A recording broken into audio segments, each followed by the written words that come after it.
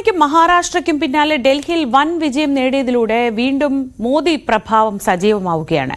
വിജയത്തിന് പിന്നാലെ ബിജെപി ആസ്ഥാനത്തെത്തിയ നരേന്ദ്രമോദിക്ക് വൻ വരവേൽപ്പാണ് ലഭിച്ചത്. കേജ്രിവാളിനെയും തകർത്തെറിഞ്ഞതിന്റെ ആത്മവിശ്വാസവും ഒപ്പം കേജ്രിവാളിനോടുള്ള പരിഹാസവും നിറഞ്ഞതായിരുന്നു ഇന്നലത്തെ മോദിയുടെ വാക്കുകൾ. 27 വർഷത്തിനു ശേഷമുള്ള ഡൽഹിയിലെ ജയം. 2 തവണ പ്രധാനമന്ത്രി പദത്തിലിരിക്കെ കെജ്രിവാളിന് മുന്നിൽ ഡൽഹിയിൽ അടിയറവ് പറയേണ്ടി വന്ന മോദിക്ക് വ്യക്തിപരമായും ഏറെ പ്രധാനപ്പെട്ടതാണ് ഡൽഹിയിലെ വിജയം. വിജയാഘോഷത്തിന് പാർട്ടി ആസ്ഥാനത്തെത്തിയ മോദിക്ക് ലഭിച്ചത് വൻ വരവേൽപ്പ്. നീണ്ടുനിന്ന മോദി വിളികളാൽ മുഖരിതമായിരുന്നു പാർട്ടി ആസ്ഥാനം.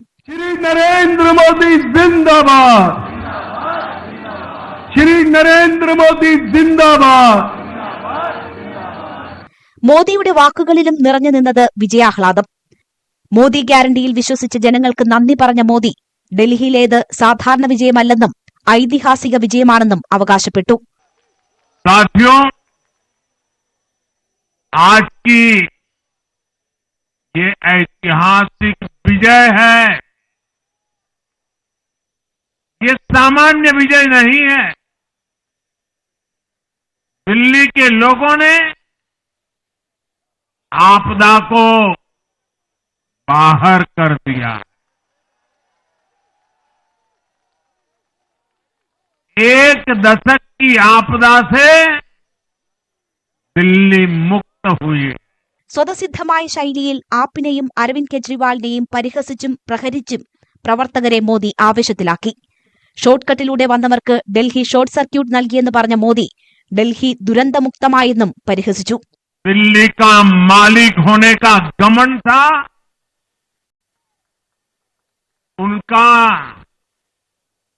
सच से सामना हो भी गया.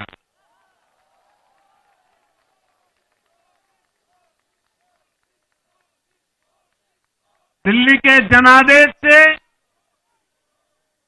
ये भी स्पष्ट है कि राजनीति में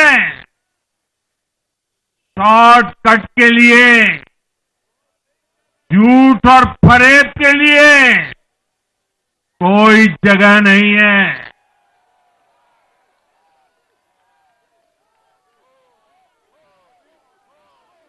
जनता ने शॉर्टकट वाली राजनीति का शॉर्ट सर्किट कर दिया.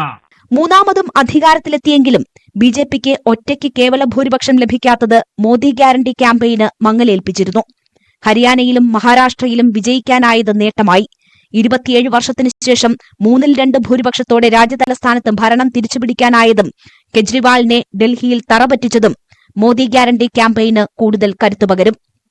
News desk, news 18.